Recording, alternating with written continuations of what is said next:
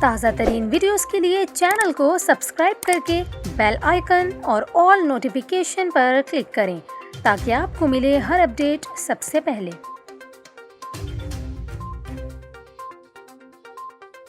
ابھی آپ کو بتائیں شہر قائد میں آج سے سردی کی شدت میں اضافے کا امکان ہے۔ محکمہ موسمیات کے مطابق گزشتہ شب شہر میں کم سے کم درجہ حرارت 10 ڈگری سینٹی گریڈ ریکارڈ کیا گیا۔ محکمہ موسمیات کا بتانا ہے کہ آئندہ 24 گھنٹوں کے دوران کراچی کا موسم دن میں خشک اور رات میں سرد رہنے کا امکان ہے، جبکہ 16 دسمبر کے بعد سردی میں مزید اضافہ متوقع ہے۔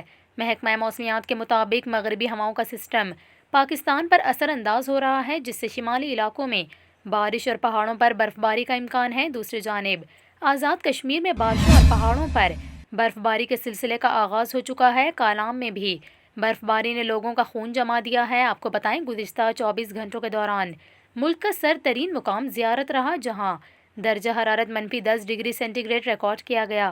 لیا میں -8، کوکس میں -7، کلات اور اسکردو میں -6، گلگت میں -3، کوئٹہ میں -2، پشاور میں 1، اسلام آباد میں 2، لاہور اور سکھر میں کم سے کم درجہ حرارت 6 ڈگری سینٹی گریڈ ریکارڈ کیا گیا۔